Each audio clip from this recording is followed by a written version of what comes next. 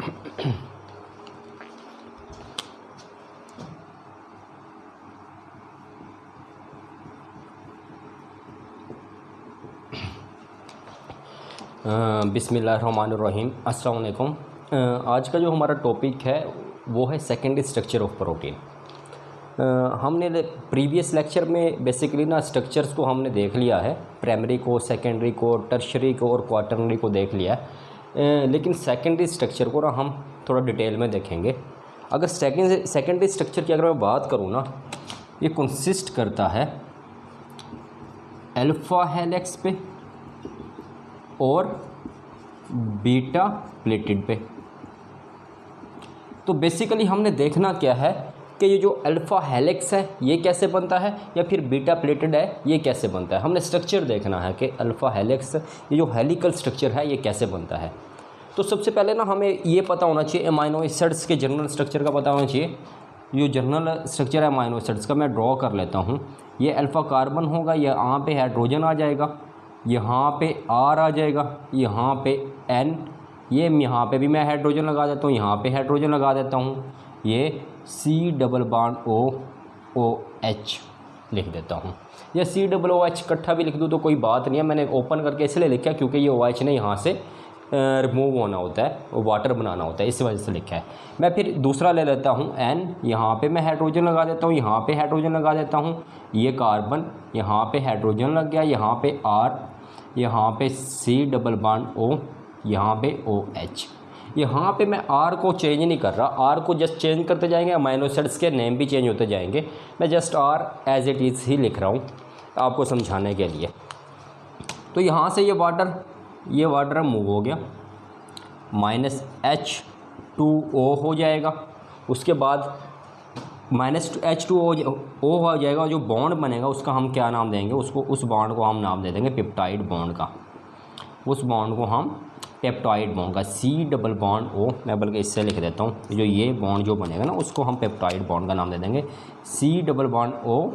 यहाँ पे फिर क्या आ जाएगा N, यहाँ पे हाइड्रोजन, फिर उसके बाद फिर आगे C हाइड्रोजन, यहाँ पे R आ जाएगा, C+O, यहाँ पे OH।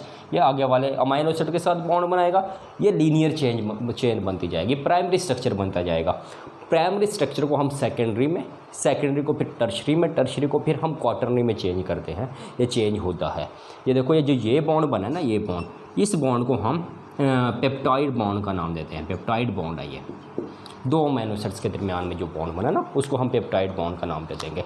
हम अब बात करेंगे जस्ट इस लेक्चर में अल्फ़ा हेलिक्स के बारे में। जो नेक्स्ट हमारा लेक्चर होगा ना उसमें हम बीटा प्लेटेड के बारे में बात करेंगे कि अल्फ़ा हेलिक्स है ना वो किस तरह से बन रहा है। तो ये आपको समझ आ गई होगी, ये अमाइनो एसिड्स के दरमियान पेप्टाइड बॉन्ड बनता है। मैं इसकी सीक्वेंस चेंज भी कर सकता हूँ, इसको मैं ऊपर भी अमाइनो एसिड्स को रख सकता हूँ, नीचे भी लिख सकता हूँ, जिस तरह मर्ज़ी सीक्वेंस बना के मैं बॉन्डिंग करवा सकता हूँ। यहाँ तक होप सो है कि आपको क्लियर हुआ होगा।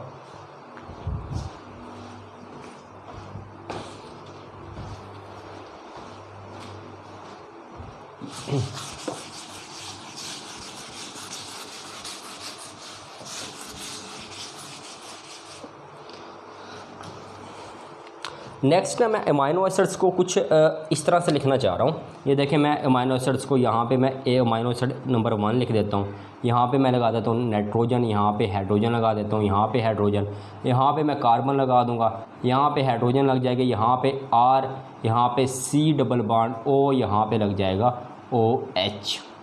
फिर इसके नीचे मैं एक और लिख दूँगा, यहाँ पे हाइड्रोजन, यहाँ पे हाइड्रोजन, यहाँ पे C, यहाँ पे H, यहाँ पे R, यहाँ पे C+O, यहाँ पे OH। अब बेसिकली ना इसका ये हाइड्रोजन है, ये हाइड्रोजन इस OH के साथ, इस अमाइनो एसिड के OH के साथ बॉन्डिंग करेगा और यहाँ से जो वाटर है, वाटर का मॉलिक्यूल रिमूव हो जाएगा। जो बॉन्ड बनेगा ना उसको हम पेप्टाइड बॉन्ड का नाम दे देंगे। बेसिकली जो अल्फ़ा हेलिक्स स्ट्रक्चर होता है ना वो इस तरह से होता है, राइट हैंडेड। ये जो स्ट्रक्चर होगा, ये जो मैं ड्रॉ कर रहा हूँ, ये राइट हैंडेड होगा।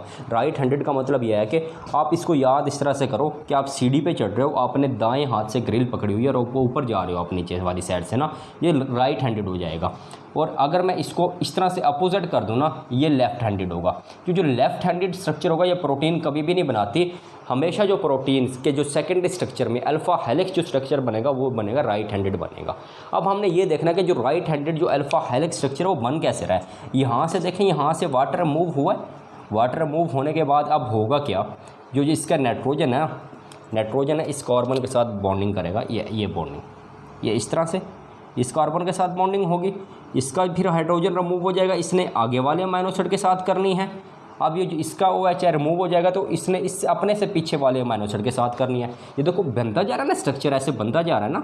बेसिकली हमने स्ट्रक्चर ही ऐसे बनाना है। इसको हम नाम दे देते हैं अल्फ़ा हेलिक्स का नाम दे देते हैं।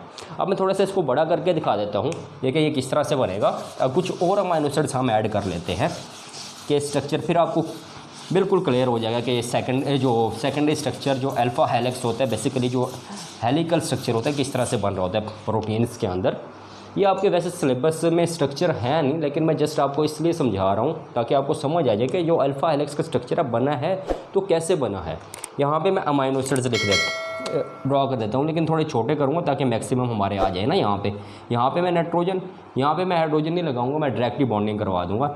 यहाँ पे हाइड्रोजन, यहाँ पे मैं C, यहाँ पे हाइड्रोजन आ जाएगा, यहाँ पे R आ जाएगा, यहाँ पे C डबल बॉन्ड। वो इसकी बॉन्डिंग भी नहीं करवा रहा क्योंकि इसका OH भी ऑलरेडी मैंने रिमूव करवा दिया है। यहाँ पे नाइट्रोजन, यहाँ पे हाइड्रोजन, यहाँ पे C, यहाँ पे हाइड्रोजन, यहाँ पे R, यहाँ पे C डबल बॉन्ड O दूसरा आ गया।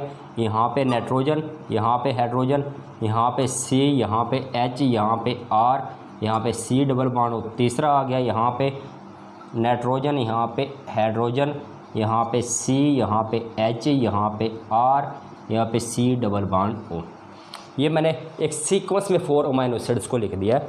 अब बेसिकली जो बॉन्डिंग होगी ना, जो पीछे वाले मैंने आपको अमीनो एसिड्स का बताया था ना, वैसी बॉन्डिंग होगी। बॉन्डिंग कैसे होगी, इसका नाइट्रोजन इसके कार्बन के साथ, इसका नाइट्रोजन इसके कार्बन के साथ, इसका नाइट्रोजन इसके कार्बन के साथ, इसका जो नाइट्रोजन आगे वाले के कार्बन के साथ, ये बॉन्डिंग होगी। तो जो इसका कार्बन आगे वाले के साथ बॉन्डिंग कर लेगा। ये देखो, अगर मैं इसको इस तरह से बना दूं, ये हेलिकल स्ट्रक्चर बन रहा है। अब जो हेलिकल स्ट्रक्चर बन रहा है ना, इसको बाइंड करने के लिए भी कोई चीज़ होनी चाहिए ना, कि इनको आपस में बाइंड कैसे करें। जो स्प्रिंग जो बना है, इसको आपस में अपनी जगह पे कैसे रखा जाए, तो वो बेसिकली बेटा होती है हाइड्रोजन बॉन्डिंग। ये हाइड्रोजन बॉन्डिंग होती है, हाइड्रोजन और ऑक्सीजन के दरमियान ये हाइड्रोजन बॉन्डिंग। अब देखो, इस वाली लाइन ने, इस वाले ने, ऊपर वाले ने नीचे वाले को पकड़ के रखा हुआ है। ये वाला इसको ऊपर खींच के रखेगा, ये हाइड्रोजन इसको खींच के रखेगा।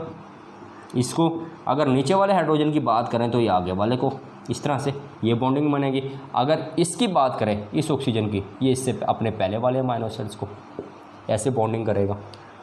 ये बॉन्डिंग होगी। इस बॉन्डिंग की वजह से ना स्प्रिंग बन जाएगा ना एक। ऐसे देखें, मैं इसको आगे बढ़ा देता हूँ, यहाँ तक आपको समझ आ गई। मैं बनाने लगा हूँ। ये इस तरह से, ये इस तरह से आ जाएगा, ये इस तरह से आ जाएगा, ये फिर इस तरह से आ जाएगा, ये फिर इस तरह से आ जाएगा। अब देखो, बन गया राइट हैंडेड हेलिक्स बन गया। हमने बेसिकली बनाना भी राइट हैंडेड था।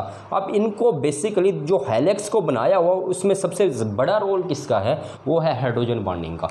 ये हाइड्रोजन जो बॉन्डिंग है ना, इसकी वजह से जो हेलिक्स बना हुआ है। कैसे, फॉर एग्जांपल ये देखो, ये ऐसे ये बना हुआ है ना, यहाँ पे जो इनको जो आपस में पकड़ा हुआ, वो किन्होंने पकड़ा हुआ है, हाइड्रोजन बॉन्डिंग ने। ये जिनको आपस में पकड़ा हुआ है, तो वो कौन सी चीज़ होगी, वो हाइड्रोजन बॉन्डिंग होगी। अब देखो, ये हाइड्रोजन बॉन्डिंग ने इसको पकड़ा हुआ है, इस स्प्रिंग को, इस वाले ने इसको, इस वाले ने इसको, इस तरह से ये हेलिक्स बना हुआ है। अब देखो, एक टर्न के अंदर, फॉर एग्जांपल यहाँ से यहाँ तक एक टर्न है, यहाँ से लेके यहाँ तक एक टर्न है, फिर यहाँ से लेके यहाँ तक दूसरी टर्न है, फिर यहाँ से लेके आगे तक ये वाली तीसरी टर्न है। ईच टर्न में जो अमीनो एसिड होंगे वो होंगे 3.6 अमीनो एसिड्स होंगे। हर टर्न के अंदर 3.6 अमीनो एसिड। ये 3.6 अमीनो एसिड आएंगे कैसे? देखो, एक अमीनो एसिड ये बना दिया मैंने। अगर मैं इसकी बात करूं तो एक अमीनो एसिड मैं यहाँ पे बना सकता था, मैंने नहीं बनाया, जस्ट आपको समझाने के लिए बनाया, ताकि अगर मैं यहाँ पे बनाता तो स्ट्रक्चर थोड़ा कम्प्लेक्स हो जाता। एक ये दूसरा आ जाता, फिर ये तीसरा आ जाता है यहाँ तक, फॉर एग्जांपल यहाँ ये एक आ गया, यहाँ तक दूसरा आ गया, यहाँ तक तीसरा आ गया, और यहाँ तक 3.6, हाफ यहाँ तक आ जाएगा, 3.6 हो जाता है। उसका आधा आगे चला जाता है, यहाँ तक फिर 3.6, फिर यहाँ तक 3.6, ऐसे अमाइनो एसिड आने थे। एक टर्म के अंदर, एक टर्म में जो हमें अमाइनो एसिड्स मिलने थे ना, वो मिलने थे हमें 3.6 अमाइनो एसिड मिलने थे। तो होप सो आपको ये जो अल्फा हेलिक्स स्ट्रक्चर है ना प्रोटीन का, जो सेकेंडरी स्ट्रक्चर जो बनाते हैं ना, प्राइमरी स्ट्रक्चर ही हमेशा सेकेंडरी बनाएगा, फिर टर्शरी बनेगा, फिर क्वाटरनरी बनेगा। जो अल्फा हेलिक्स है वो मैंने आपको डिटेल में समझा दिया है कि बेसिकली जो अल्फा हेलिक्स स्ट्रक्चर है वो, जो हेलिकल स्ट्रक्चर है वो किस तरह से बनता है। तो होप सो आपको ये लेक्चर समझ आया होगा। तो कल हम देखेंगे कि बीटा प्लेटिड कैसे बनता है। इसलिए मैं आपको बता रहा हूँ क्योंकि बायोकेमिस्ट्री में बेसिकली हम डील करें तो स्ट्रक्चर्स को, ताकि आपको स्ट्रक्चर्स का तो पता चले ना कि स्ट्रक्चर बन किस तरह रहे हैं। तो नेक्स्ट हम जो कल करेंगे ना वो बीटा प्लेटेड को थोड़ा डिटेल में देखेंगे, ताकि आपको स्ट्रक्चर्स का पता चले, स्ट्रक्चर्स किस तरह से बन रहे हैं। चलो ठीक है बेटा, इसी के साथ मुझे इजाज़त दीजिए। कल मिलते हैं नेक्स्ट वीडियो के साथ, न्यू वीडियो के साथ। अल्लाह हाफिज़।